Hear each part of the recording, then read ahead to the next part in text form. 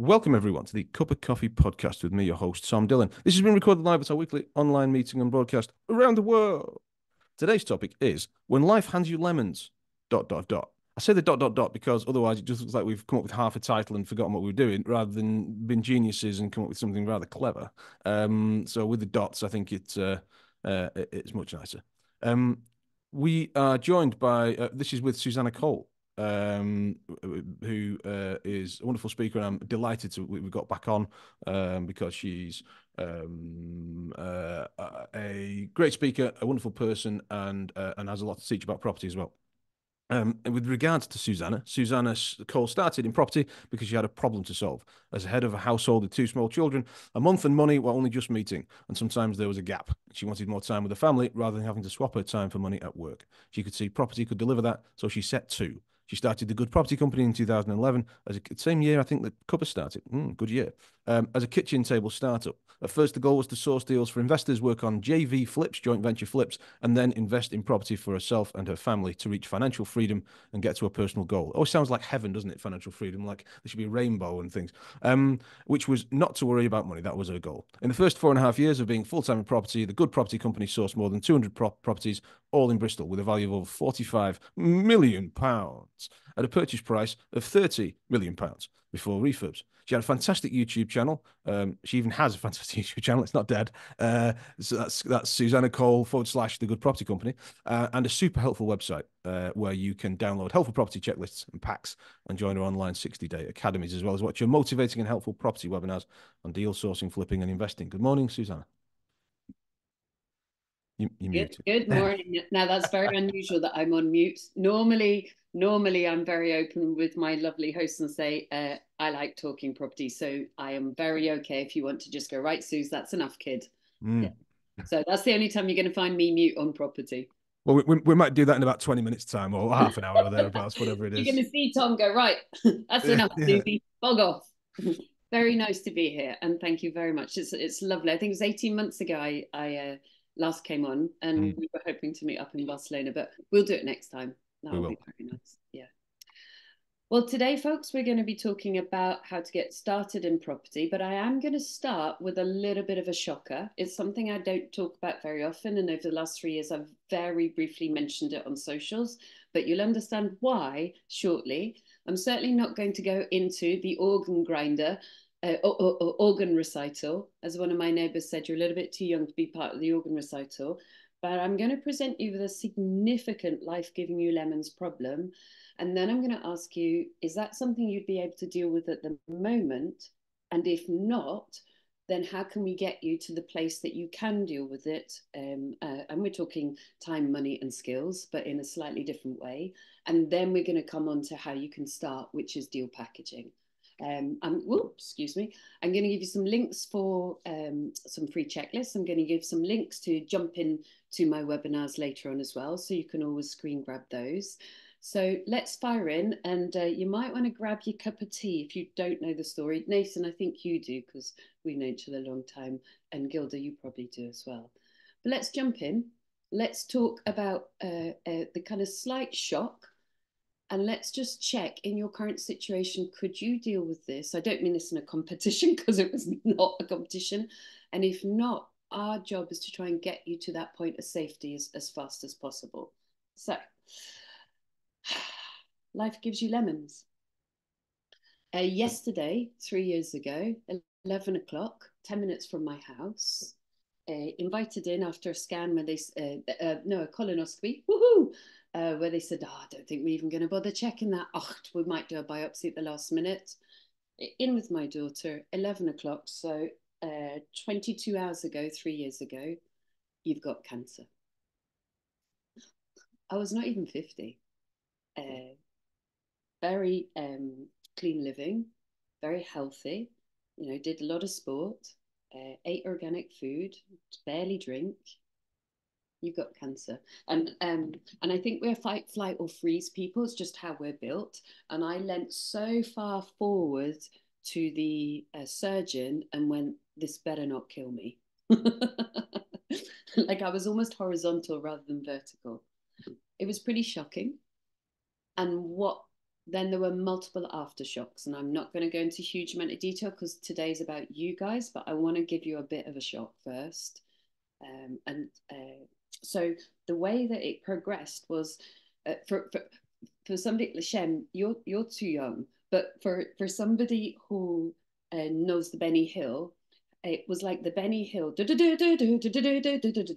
where you're skiing downhill like a slalom. You know, the people that do the slalom skiing, and you know when they sometimes go around the slalom and it whips their legs.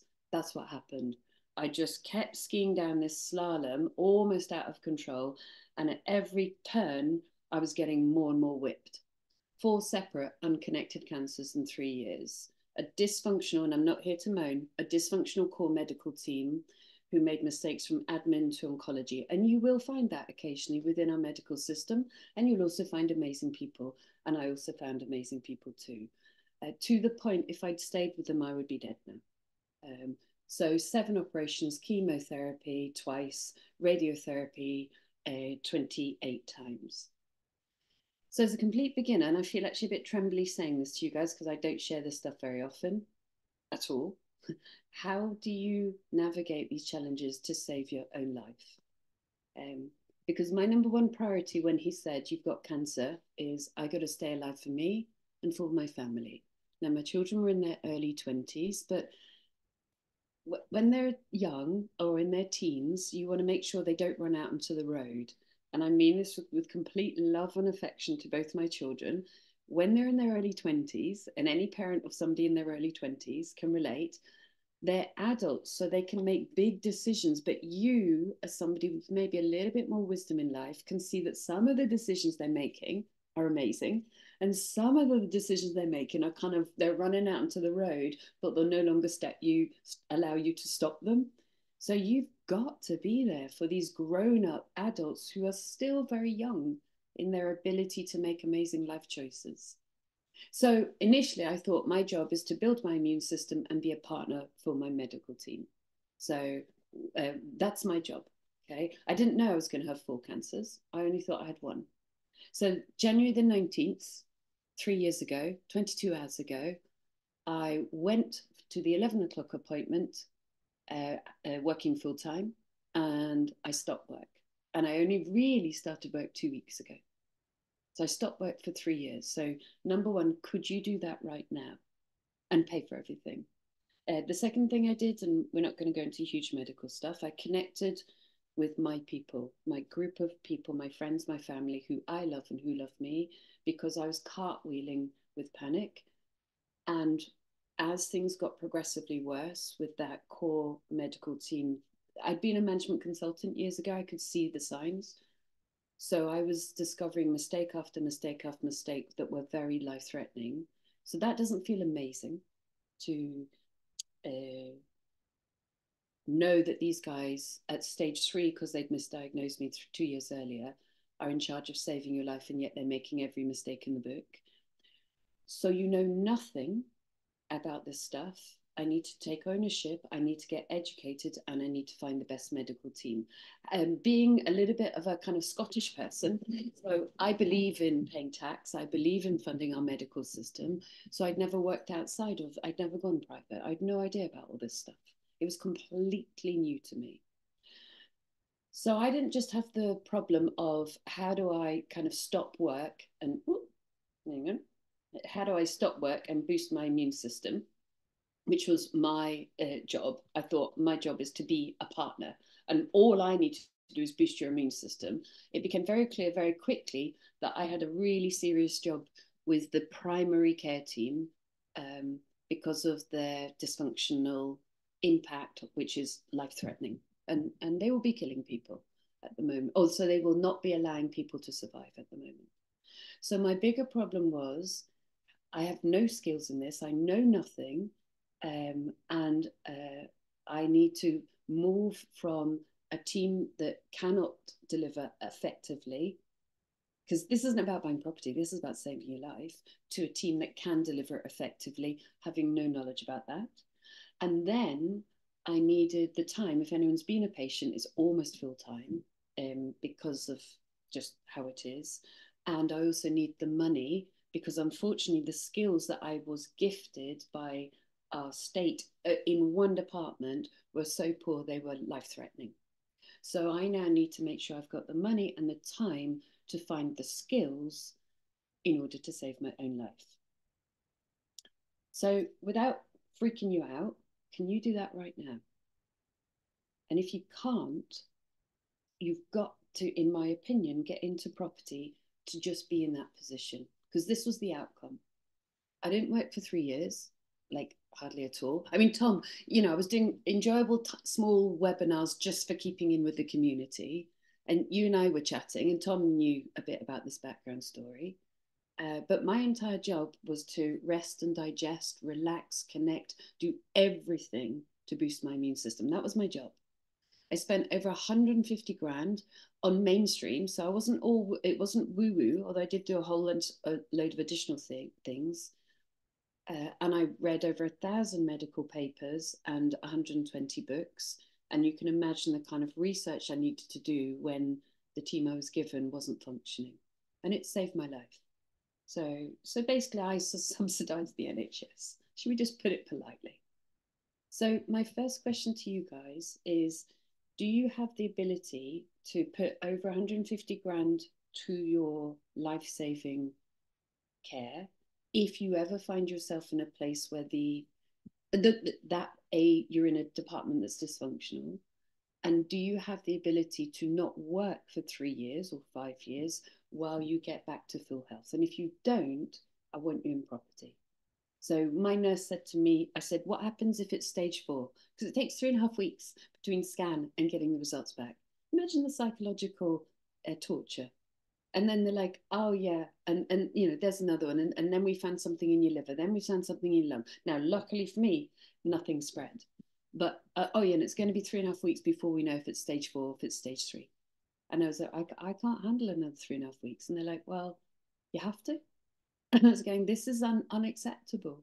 I was always very open with them because I wanted them to improve. It wasn't just about the scan time. It was, I'm not going to go into details. So if you can't do that, I want you to get into property, because it may well be you encounter a difficulty like this and you cannot just say, oh, the system will sort me out. They may well do. I've also had amazing NHS people, so I'm not knocking the NHS. It was only one particular department. So I want you life-saving yourself today, okay? So if you're not already in property, I want you getting into property. I want you to take this as we can talk about all the sexy stuff. I do have an apartment at Barcelona. I have paid for it cash. I do live beside the Mediterranean. I do all the traveling. I am a multimillionaire, yada, yada, yada. But when the shit gets real, can you support yourself or your family? And can you pay for all the medical care that you need if you unfortunately hit a roadblock? So a little bit more serious. And I know, Adam, you're probably going to need to cuddle that onesie now on my serious situation. But let's go and enjoy ourselves now. And without property, I probably wouldn't be alive. So when the nurse said, if it gets to stage 4, we stop treating you, and that was 2 weeks after initial diagnosis when we didn't know if it's stage 4 or not, I thought, no blinking way. Absolutely SODOFF. I was always very polite to them, not internally, just externally. So I sold 6 houses immediately, had a major war chest to pay for anything I needed at any point, and then the adventure began. So how do you get to that point that you can just have a major, major war chest if something difficult happens? Or let's get more sexy. How do you get to the point that you live beside the sea in Barcelona and enjoy yourself? Because, of course, that's where my recuperating was. So I don't want to be super heavy. The last final thing is 1 in 2 people get cancer and 1 in 2 people of those die. And I do not want that to happen to you. And I do want that 50% of people in this room that will get cancer to catch it at stage 1. Okay. When it's like, oh, this is a pain, but not a big deal pain. All right. So I'll stop being heavy now and let's get on with actually dealing with it. But I just want to show you that money is so important when the big stuff hits. So that was the lemons. Shall we go into the lemonade now? Much more fun. So Can you do that right now? Because when I started, as you were saying, Tom, I wanted my family to have security. And the irony was what? I ended up giving myself security. I wanted my family not to have same financial worries. And the irony was, I was like, I'll just sell 6 houses, make sure I've got a massive financial war chest. And then when anybody says to me, we stop treating you, I just go, no, I'm going to continue to pay. Or they say it takes 4 weeks for us to get a scan. I'm like, no, with kindness. That doesn't fit for me because that's just unacceptable for anybody. I wanted to leave a legacy and I wanted to earn income passively. Well, I earned 6 figures every single year in the last 3 years whilst chilling out on my sofa, doing yoga, hugging my friends and family, eating organic food, going for walks, and occasionally getting a little bit scared or having operations. So, weirdly, what I wanted came true, but it came true in my life as well as my family's life. So, if any of these are worrying you, then property can solve this problem. And we're going to talk about how to get into that through deal packaging. If you're already in property, some of these tips are still going to be super useful. So this is for any of you guys, beginners looking to get started, experienced or without a pot. And I hope you're cuddling your teddy bears, Adam, in your onesie. Now we're going to go into the more fun stuff. So everything in property is a system, isn't it? If you're a beginner, you'll be nervous about building confidence for investors. You might be worried about being ripped off. You might be worried about where do I find the deals? And you might be thinking, where do I find the investors? And we were talking about that in the discussion earlier.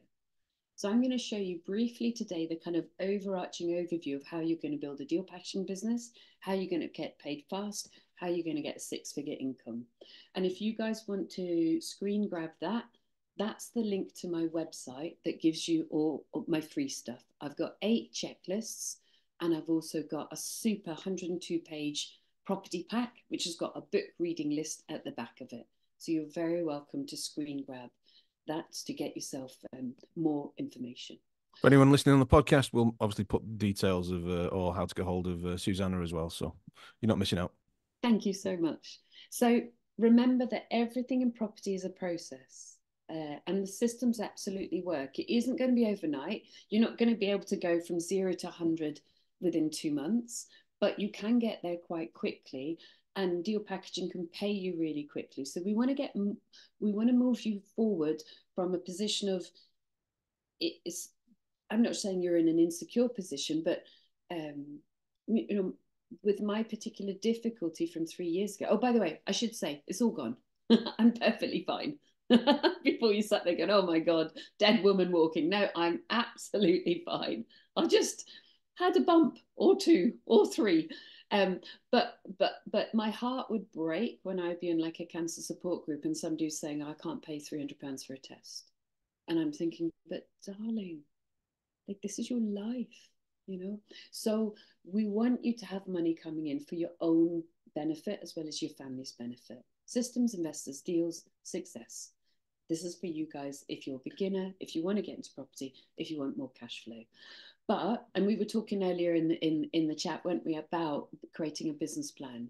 You've definitely got the ability to create that property portfolio, and we want to figure out where you want to get to and how you're going to get there. You don't need previous experience. You don't need big overheads. And you guys know my background, £45 million property for 30 million quid, 200 discounted deals in less than 5 years. We had on average 50 investors a year. We charged them £1,000 each. So we had money to start at the beginning. But more importantly, we had committed investors. And I brought in 16 grand within 12 weeks, which is rather nice. There you go. Some of the folks that have worked with me. How lovely. Lots of lovely successes. So the first question is, why would somebody work with you as an investor if you're finding discounted deals?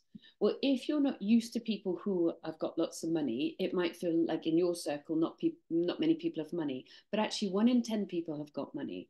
And if you follow them up in a process, they will want to work with you either, or half of them will want to work with you either as a deal packager, or maybe they'll joint venture with you, or they'll lend you money so that you can get started in property. And of course, they're going to benefit too. They're going to get either interest or joint venture split, or they're going to get a discounted deal from you if you decide to deal package as well. Okay. And did you guys see that I can't remember when it's actually going to be implemented. I don't know if you guys know. Did you see that the qualification for a high net worth individual has just gone up from, what is it now? It was 100 grand income and 250 in equity, not in your own home, mortgage, pension, not mortgage, pension. And now it's just either gone up or about to go up to 170 grand income. And I think it's £430,000 asset value. That's the first change in that in years. And it's either just gone up or just about to. Maybe somebody knows the exact date of when it takes place. So that means that if you're going to borrow money from somebody or give them deals, my understanding, always get it checked out by a lawyer, is that they don't need to be a high net worth. But if you're going to offer them a variable opportunity, which is a joint venture, they have to be high net worth or sophisticated investor. So suddenly the the pool of investors who could joint venture with you, even if you've got them already, you need to reassess them for that. And you just need to make sure that they're compliant. You can't offer a variable opportunity to somebody without them being compliant. I never took I'm going to assess them as a sophisticated investor because I didn't feel I could stand up in court and say, yes, I fully understand the legislation. I always assessed them on their net worth because that was black and white. You can't go wrong on that as long as you do a correct assessment. So just being mindful that literally has just or is about to change. Does anyone know the date? I think it's at the end of next month, but I'm not entirely sure. Anyway, so yeah, just be mindful of that, folks. Right, let me come back in. So if you're going to joint venture, yeah, just be mindful, high net worth individual. So if you did a deal a week and we get you to charge 5%. Why? Because I don't want you charging 2 or 3 grand, running around like can't really fund your business, aren't really getting any cash left at the end, then you'd be earning a 10 grand fee. I want you charging 5% of purchase price. And if you did my run rate, which is 48 to 50 deals, 53 deals a year, this is the beautiful amount of money you'd be billing out in your first year. Or if you were finding deals at purchase price of 300 grand, I want you charging a 5% fee. Then if you did the same run rate as me, on average 50 a year, between 48 and 53 is what we did. Look at the gorgeous amount of money you'd be charging out. 60 grand a month. Gorgeous amount of money for those listening is, well, comes up to month 12 is 720,000 if I'm reading that right sideways. Mm-hmm. Good amount of cash. Yes, if you did 4 deals in month 1 at 15 grand each, you'd be billing out 60 grand. So basically it's 60 grand a month if you were roughly doing 50 deals a year, which was my run rate. I mean, that's just incredible, isn't it? And that should give you all the villas in Spain you want, or all the beautiful cars, or time just to spend with your loved ones. So for me, ironically, because I've been saying to other people and experiencing myself for years that property is life changing, and I also in a really positive way, it gave me time to spend with my family. Like in 2 weeks' time, I'm going to Barcelona where I live as well. My son lives around the corner. We're going skiing, and I have a gorgeous life and really love my life. But it also, when the life gave me lemons, it really allowed me within my ability to make lemonade properly. So I found property life changing and actually life saving. So 9 key transformations. How are you going to launch a deal packaging business? Limited company, compliance. There are 4 bits of compliance, legal agreements, finance team. I work on a Wednesday morning at 11 o'clock. You'll find me always on a Zoom with Rachel, my bookkeeper, and we use xero.com. By the way, all photos are photos of properties I've done. Every single photo I ever produce is a property I've done. Legal team. If you're going to be a deal packager, you want 3 sets of legals, not 1. Why? A, you're going to go fast. B, you're going to burn your legal team out. And C, not all of them are going to be great. And I think that's why this allowed me to deal. I mean, I was very distressed at the incompetence of that one medical team. The others were amazing. But also because I dealt with professionals like lawyers before, and I'd seen some lawyers are amazing and some lawyers are not. Anybody in property knows that. Whilst I was emotionally very distressed at seeing a medical team not, it wasn't my first rodeo of the kind of, doctors, lawyers, accountant, they're up there on a pedestal, and then realizing then some of them aren't competent. So I do think that having had multiple experiences of working with legal teams and hiring and firing occasionally when they don't deliver did allow me a faster decision making process, which eventually saved my life. So it was quite useful. How are you going to build confidence from your investor on your first deal? And people worry, are they going to find me credible? Well, I want you doing a 10-page deal report. I mean, that 5% as opposed to, 15 grand for a deal, as opposed to 2 or 3 grand, you're not going to get it without a bit of work. But what is beautiful is it's a systematized piece of work. It's rinse and repeat, folks. So your deal report is the same layout for every single property, 10 pages, beautiful piece of analysis, 45 pieces of research. And I've got one of the checklists that I showed you guys to get from my free section of my website, thegoodpropertycompany.co.uk. That is where you'll download the checklists. Because if you've got the deal, you've got the cookie. There are so many more people that want the deals than have the time, ability, and skills to put their time to go find the deals themselves. And you just need to beat the competition. And the reason why we were so successful is we built all the relationships in advance of the people deciding to buy the actual deal from us. So we separated out, do you want to buy a deal from us? Are you going to take your time to assess us and us assess you and figure out if we want to work together, and you figure out if you trust us? And then all you're leaving the investor left to do is think, do I buy this deal from them or that deal? Because they've already figured out, do I trust them? So if I take yourself, Sandra, Sandra is like, Susannah, do you want to buy this deal? And I mean this with, I mean, I like your wallpaper and I love the duck egg blue of your chair, but that's all I know about you right this second, because all that's coming up right now is your name, Sandra. So I'm like, who is this woman? I've got no idea whether she's trustworthy or absolutely not. But if Sandra, you had taken the time to induct me into your group first, and 5 to 9 touch points, we're going to talk about that to the point, and then you'd said, Suze, you also have to pay me to be part of my group, and I'm like, what? Are you sure? And you'd give me, nicely designed brochures. You'd shown me your legal contracts. You'd had me come to 2 or 3 of your investor days. I'd seen previous case studies. I'd seen 10-page deal reports. At that point, I'm not deciding, do I work with Sandra because I like her duck egg blue chair and her beautiful stripy wallpaper? I'm deciding to work with Sandra because she's really shown me evidence that she can deliver what I'm looking to find, which is a discounted deal.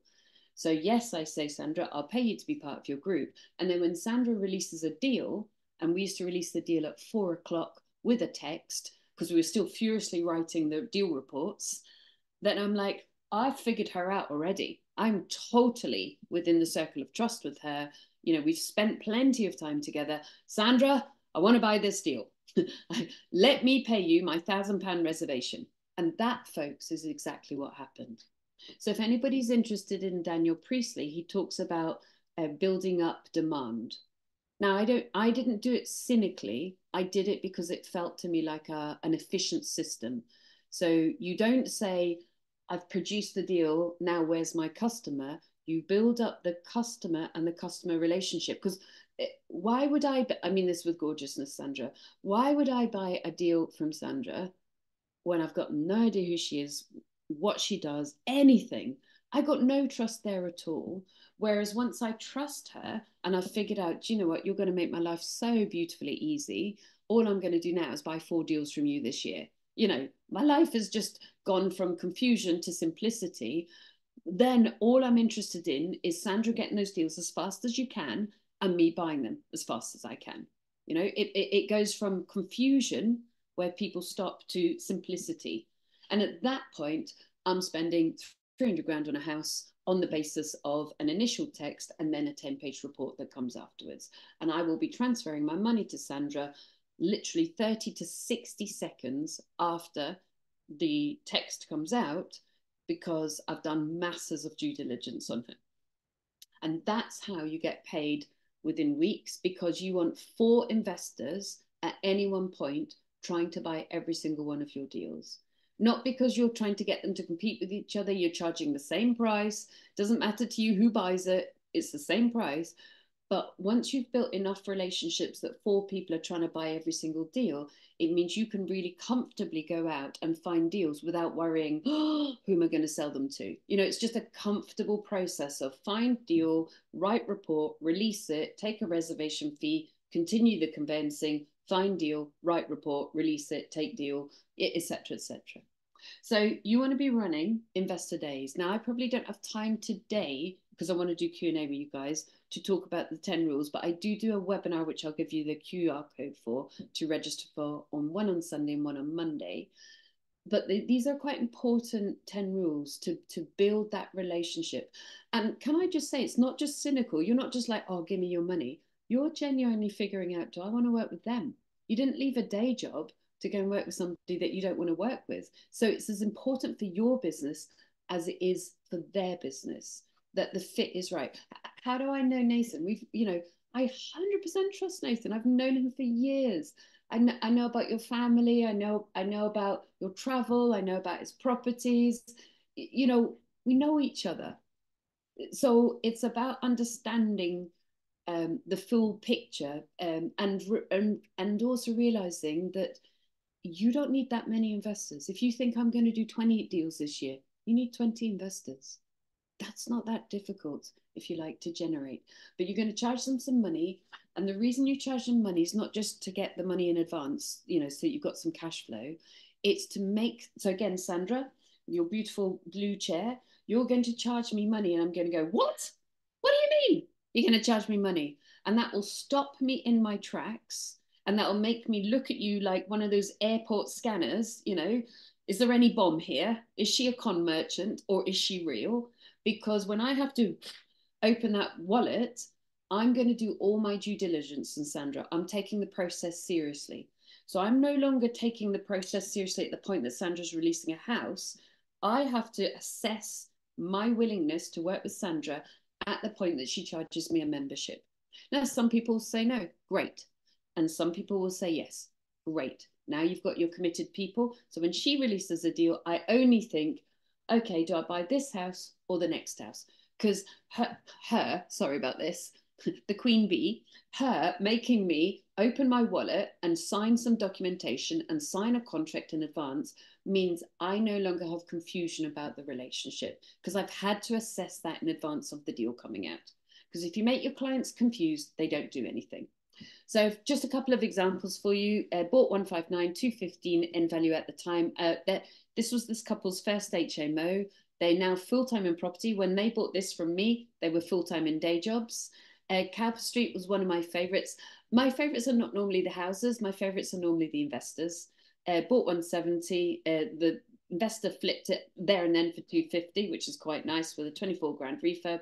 We got paid 8,500. And then James Close, very, very ugly house, I'm going to tell you. Bought 96, end value at the time, 135. I got paid 4,800. So only 3 deals, £21,250. So going back to that Life and Lemons, that'll pay for scanners. A brain scan, by the way, guys, is like 2 grand if you're going to the Marsden. That's one scan. In October, I had a 12 grand scan week. Yeah. You need this kind of money for Barcelona and beaches and holidays and lovely cars and families and retirement. But you also need it if the lemons kick in. Right. How are you going to find investors? Where are you going to meet them? Well, Tom is asking you guys to connect with each other. You're going to meet them on social media. You're going to meet them at property events like today. So connect with each other, grab each other's phone numbers. After today, call each other up and say, how did you find it? What resonated for you? What didn't resonate for you? What are you doing in property? You're going to run investor days. Don't pinch investors from other people's investor days. We always had 1 or 2 people that tried to pinch investors in the room. Oh my God, did I blacklist those people as fast as possible? Get out! I did all the marketing for it. Scram! You're going to meet them at online property events like this. And a third of my investors came from third parties. So the key tip there is be thoughtful and helpful to other people. If there's any way you guys can help someone else. So Nathan is a fountain of knowledge. I pick on Nathan because I know you really well. Um, so if Nathan, let's say, if Nathan helps you, Howard, and helps you, Carol, okay, but actually, Alex, you're the person with the money. It may well be that later on you're having a chat with Howard. Yeah, well done, money man. Or you're having a chat with Carol, and they say, "Do you know what? It sounds to me like you might want to go and have a chat with Nathan. He was really helpful to me." A third of my investors came from third party recommendations. So I know it's a cliche and it's an awful cliche, but your network is your net worth. And I'm sorry about the cliche, but it is true. Why? Because I measured where everybody came from. Now, why did I measure everything? Because I had to deliver fast. Why? Because I had a family. So my priority was not running a property business. My priority was my family. So I had to be as efficient as possible for my family. Okay. So don't go deep, add them to the CRM and then follow up. And you and ask them three key screening questions. What's your objective? What's your time frame? And how much is your pot? So, Gilda, if you don't mind, not picking you, but if I could ask you, Gilda, where do you want to get to in property? What are you looking to do in property? Right. Sorry. I would like to build my own portfolio. Um, Right. and within the this year, I would like to make sure I've purchased 4 house property, Good. which turn into Good. Oh, malls for professionals and students, postgrad students. I would like property to give me that financial freedom. Can you hear lovely. me? Sorry. Yes, can hear you fine. So if I stop you there, That Gilda, financial freedom to choose when and where I have my holidays. Yeah. yes. So Gilda's given us a perfect response for us looking for an investor. To be honest, Gilda, you really have. So she said, I want financial freedom and choose where I can have my holidays. So she's saying time, money, and travel freedom. She's saying, I want HMOs, so we know what product she's looking for. She's saying, I want four. So you're like, well, great, Gilda, I could do all four for you. And she's also beautifully giving us a time frame. Now, if Gilda hadn't given us that rather concise clarity, we would dig in with multiple second, third, and fourth questions to find out how many properties, what do you want the properties to do for you, when do you want to do this by? Okay. So, what's your objective? She's beautifully answered it. Well, that's because you've been thinking about this for a while, isn't it, Gilda? And then when does she want to do it by? Time frame this year, four of them. And then my third question, and Gilda, you can either make this up or tell the truth. I don't mind. So I would dig in further. I don't just go, Gilda, what's your objective? What's your time frame? How much your pot? Right, bug off now. I'm next. I would dig in. So objective, she's answered. Time frame, she's answered. And Gilda, you can make this up or tell the truth. I don't mind. And then I would recap and say, so Gilda, you want to do four properties in order for financial freedom, travel, and choosing where and when you go, and you want to do it this year. What's the pot you've got to do that with? And then I shut up and I listen. Well, starting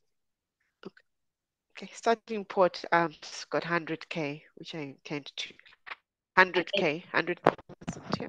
and then about 60% of your investors within 2.5 minutes of that conversation will tell you that.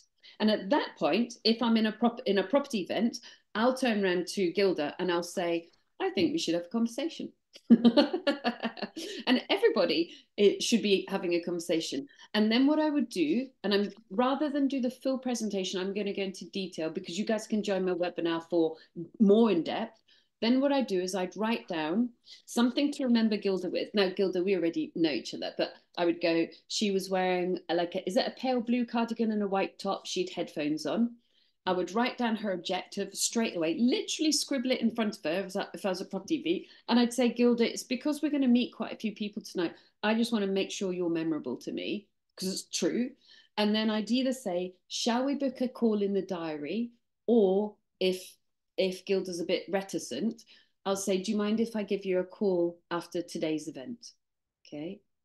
Um, and then I move on and I go, Kathy, what's your time? And then I would say to Gilda, it's been gorgeous to meet you. I absolutely want us to connect. So I'm going to give you a call if that's okay. But I know we're both here to meet each other and meet lots of people. So good luck with meeting anybody. If you need anything, I'll fire them your way, in that conversation. And then I'll be like, and have a gorgeous time tonight. Hopefully connect with you before we go. So within 2.5 minutes, and remember, guys, I raised millions. I have gone in, objective time frame pot, written down the memory, told myself to phone her, and then said, lovely to meet you. Kathy, what are you doing in property? What's your objective? What's your time frame? What's your pot? So you go early, you stay late, and then you do phone Gilda later on. And you say, Gilda, remember I wrote down your details? And you were wearing this lovely, it's either white or a pale blue cardigan and a white top, and you were wearing headphones. And you said 4 properties, blah, blah, blah.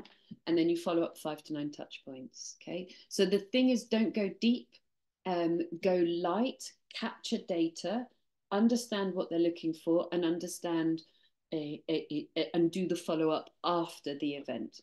And the big mistake people make is they would then, once they found a Gilda with 100 grand, they're going to monopolize Gilda for the next half hour. Well, what a bloomin' waste, because Adam in his onesie has got more money, and then you could work with Gilda and Adam. So the big mistake is people then think they need to go deep in a property event. You don't. You take it outside of the property event, or you take it outside of meeting on Facebook. Tom, I'll be guided when you want me to stop and start, and we'll go for it as long as stop and start in order to allow for questions as well. Sure. Well, look, the meeting finishes in about a minute, but I suggest what we do is, is scratch that. Obviously, if people need to go, then they can. Up to you. But if you wind up in the next couple, then the next couple of minutes maybe, and then then that'll give us maybe 10 minutes for 10, whatever people want to stick around for Q&A, would work well, I think.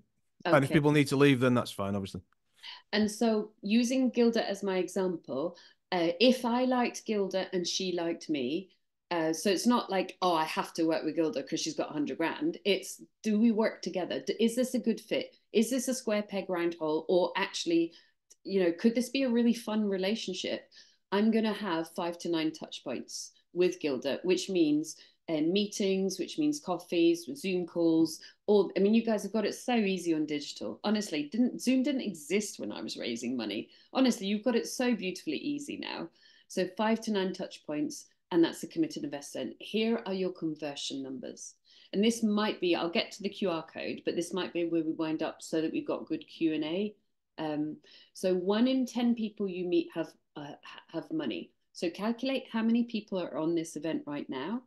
Divide it by 10. That's the number of people on average who's got money, whether they tell you or not. 1 in 2 of those people will say yes to you if you build it to 5 to 9 touch points, where you're now trusting them, they're now trusting you.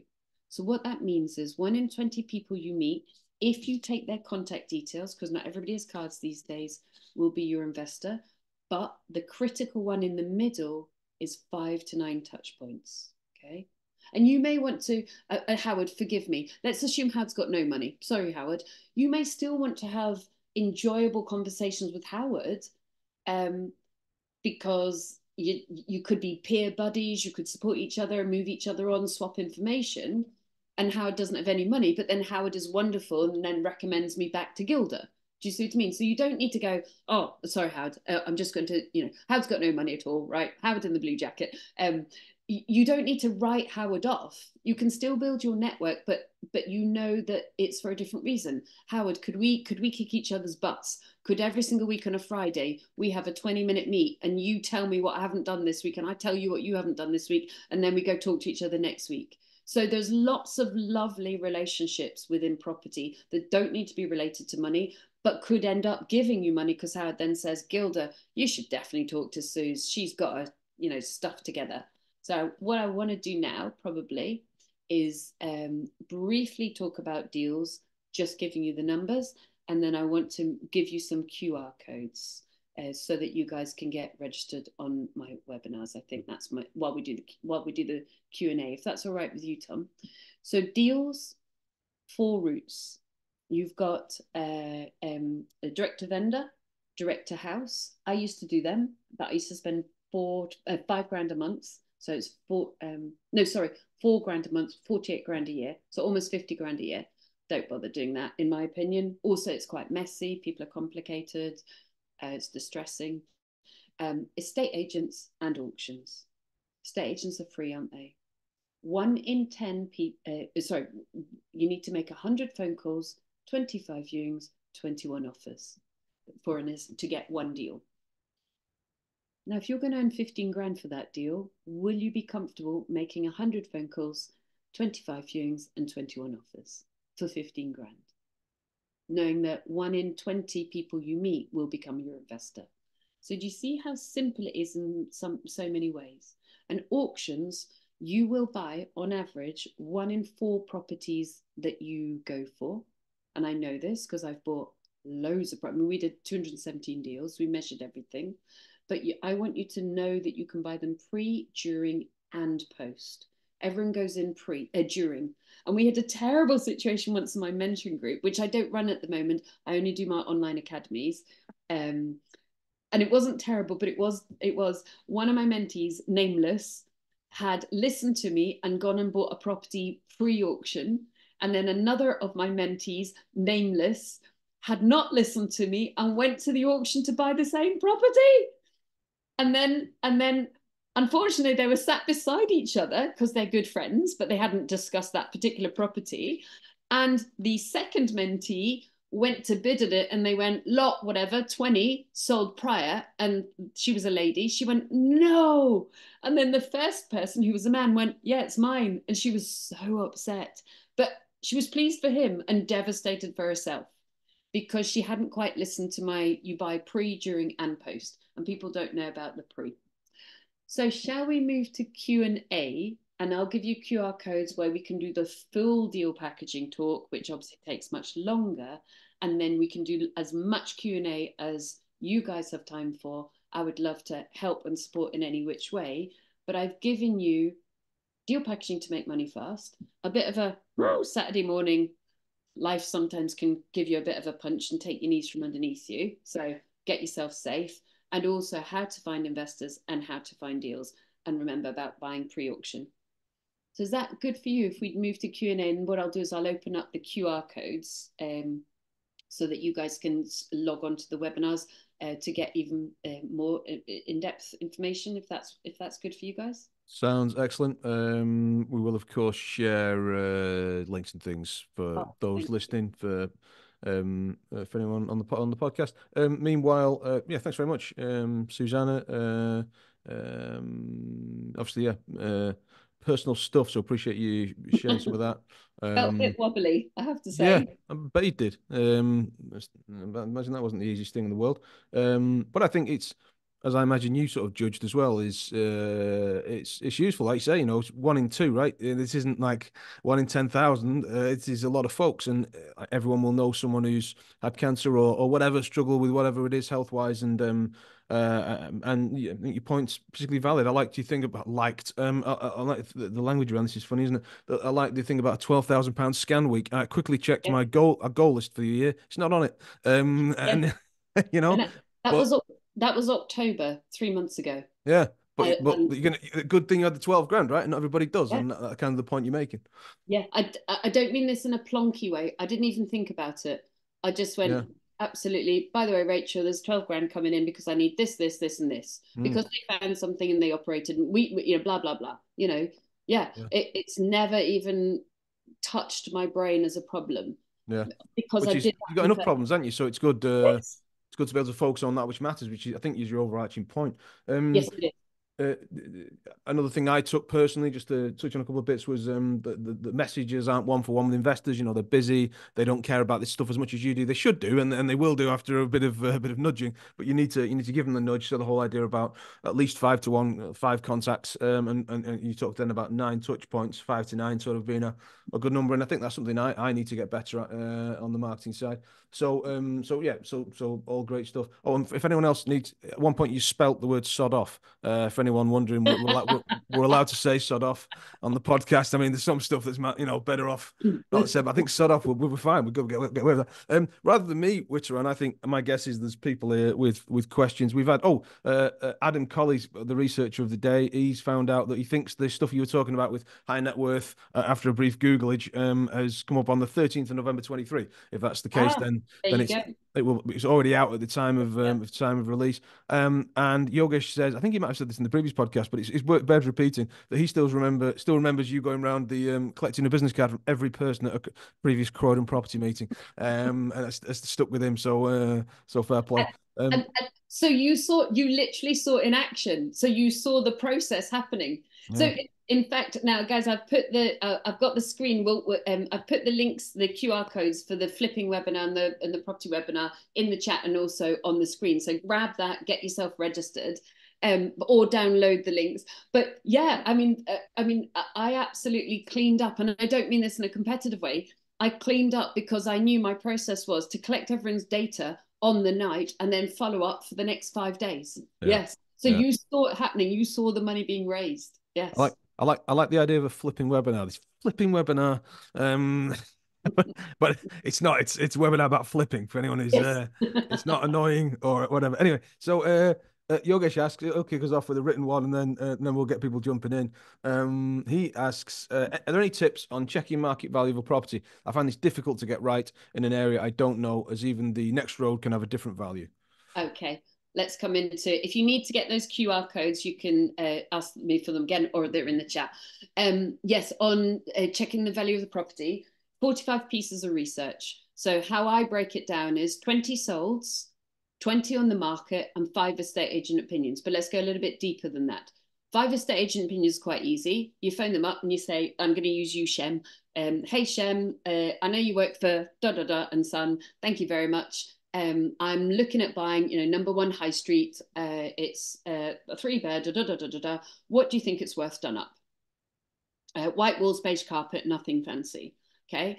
And then you'll phone Jack, and then you'll phone Hannah, and then you phone Gina, and you'll ask 5 estate agent opinions. You put it in your deal report for your investor with, if I can use you again, Shem, with Shem's name, the branch that Shem works for. So the branding, if you like, of the estate agent, and Shem's office phone number.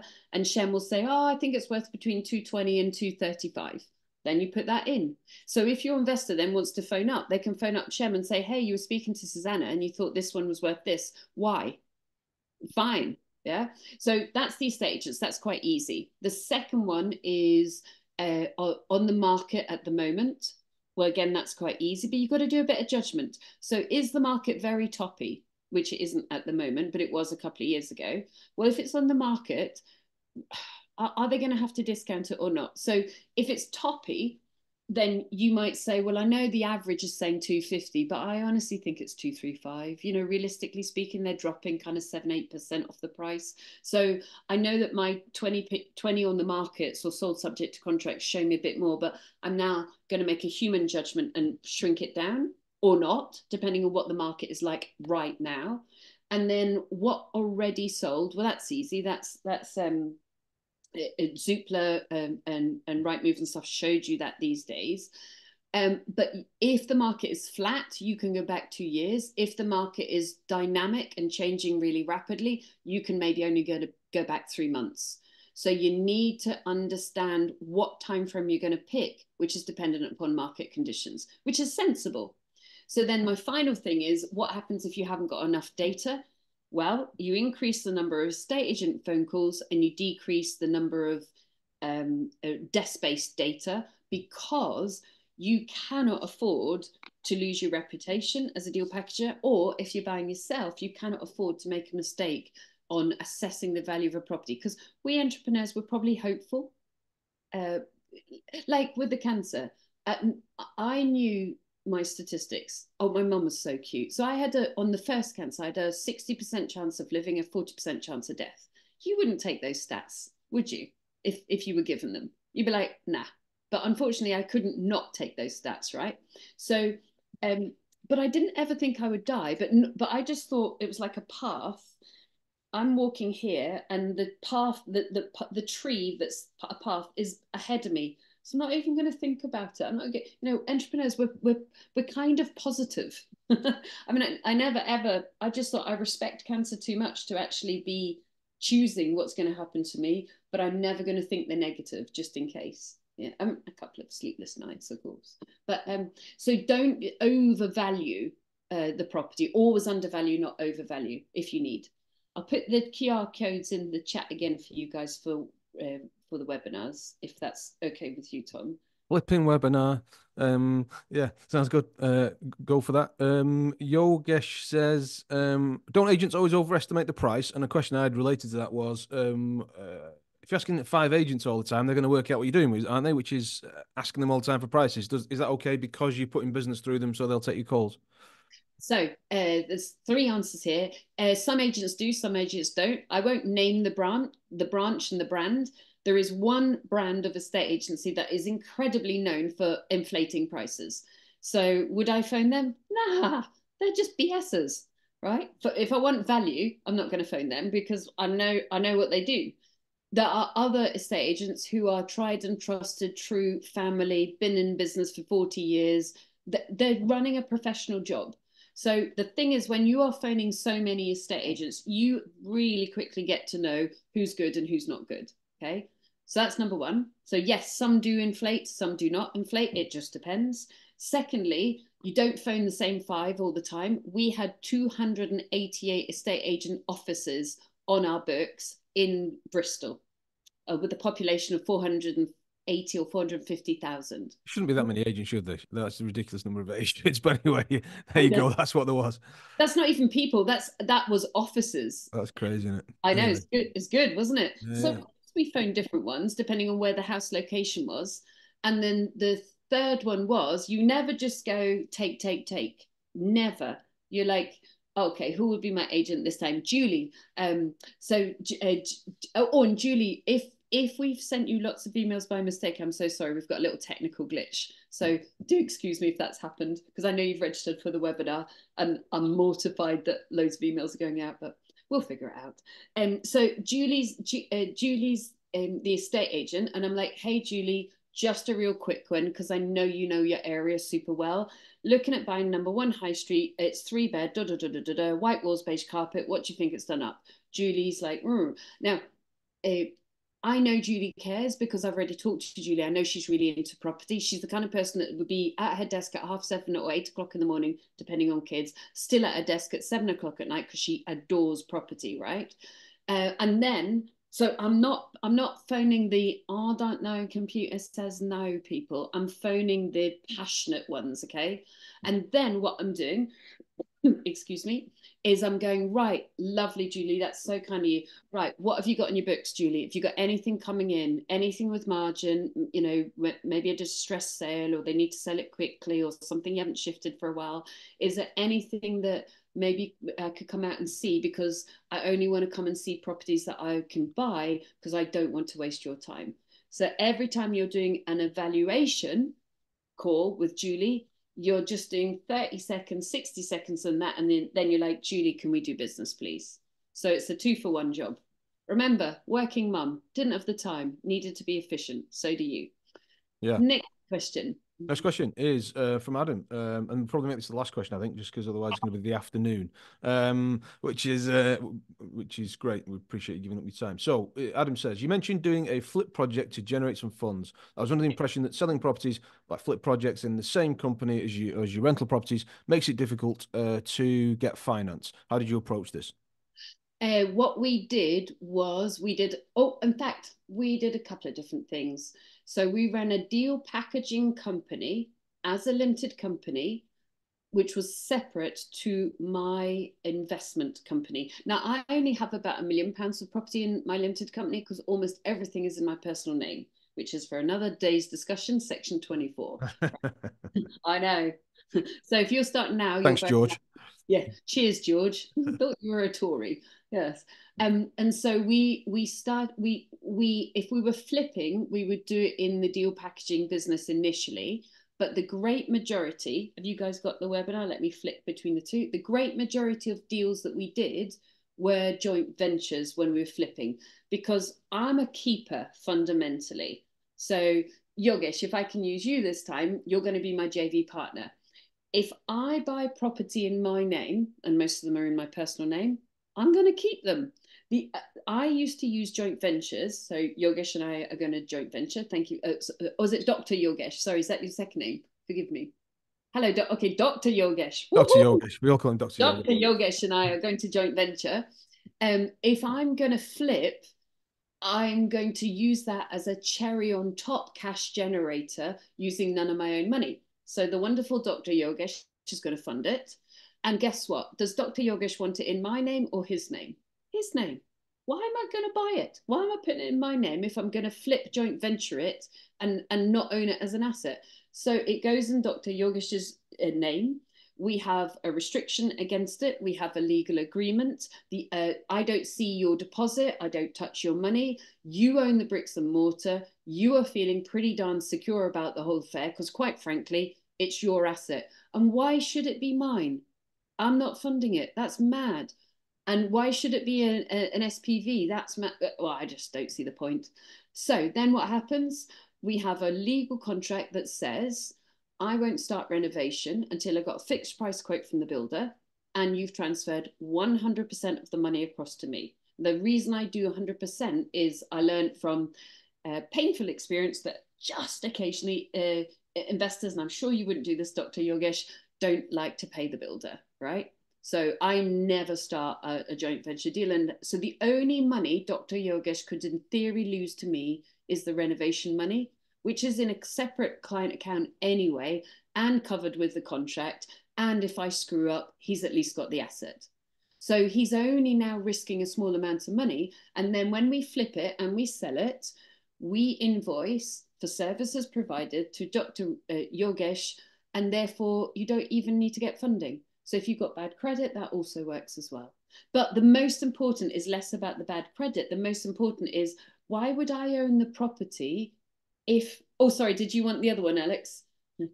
Why would I own the property if actually it's his money? He should own it. It's safer for him. So you get past it that way. Yes. And remember, if you're flipping, remember CIS, which is another matter altogether. And you need to do a monthly return. And most people don't teach you that. But a friend of mine got fined £38,000 because she didn't do CIS submissions on a monthly basis. Don't do that. What a gem, and a nugget to finish with. Thanks.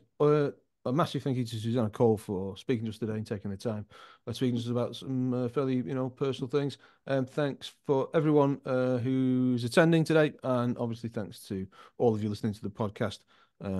See you all next time.